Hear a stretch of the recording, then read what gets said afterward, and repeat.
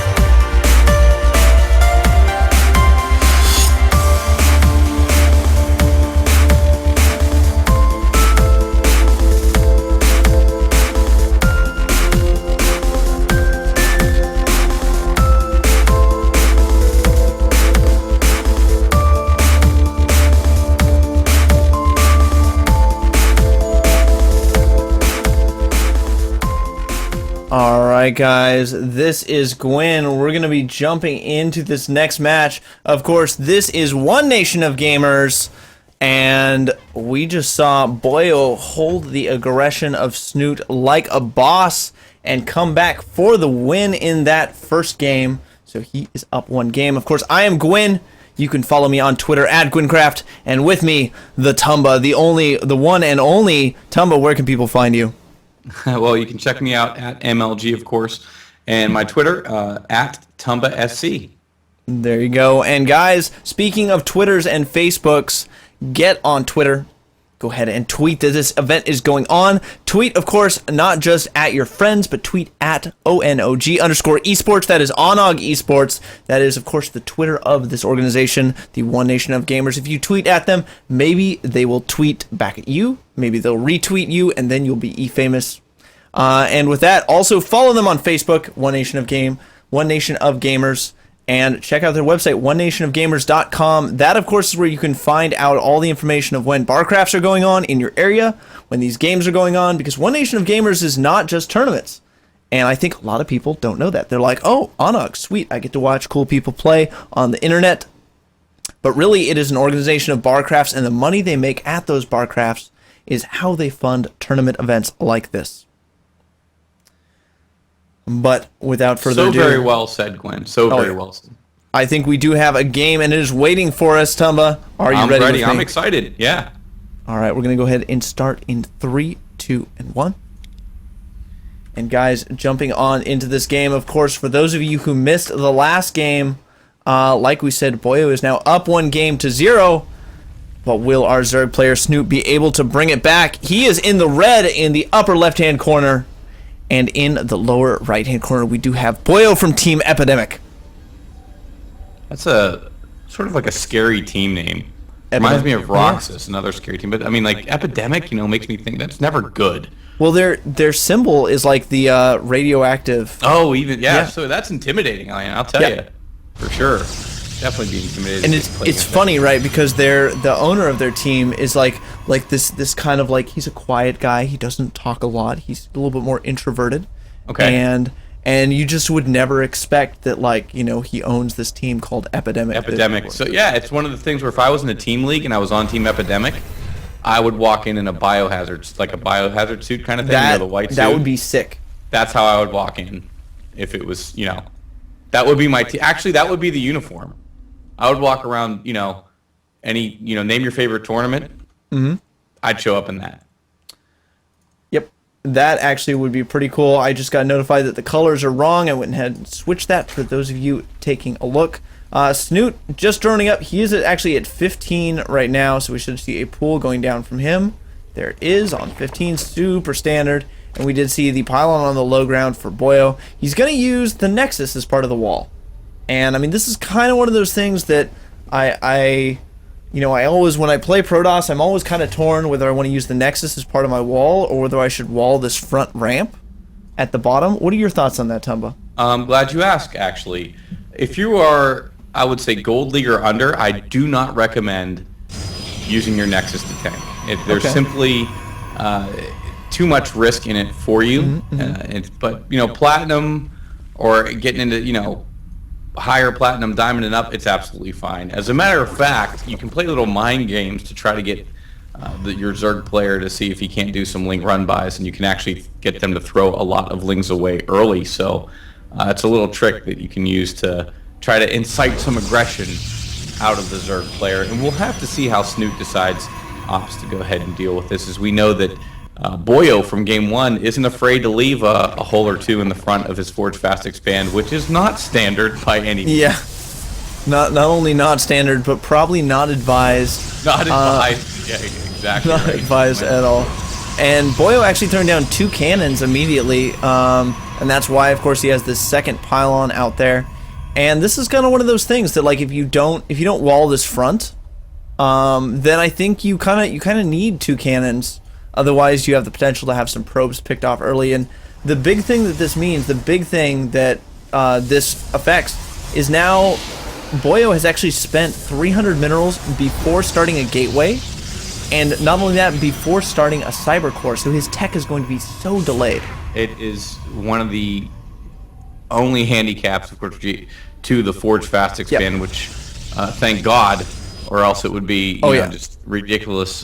But we talk about this a lot at the tournaments, and it's one of those things that Protoss versus Zerg, it is Forge Fast Expand. That's what it is. And I sort of feel that is limiting in regards to the scope of the game, because then there's a couple of follow-ups that you can see air or heavy gateway play typically. But I don't think that this opening does a service to the game that we all love. So hopefully by Heart of the Swarm, we see some more options, and it allows some, different builds to come out. But right now, Forge Fast Expand rules today for a reason. However, as you said, Gwen, one of the things about it is the delayed units and the delayed tech. Well, I mean, so you have to hit timings. You have to hit them hard. Yeah, I mean, and just kind of like talking about, that from a little bit of a different perspective is just that normally with a Forge Fast Expand, like let's say you're on a map where you can FFE like Metrolopolis, right? Where you can go Pylon, you can go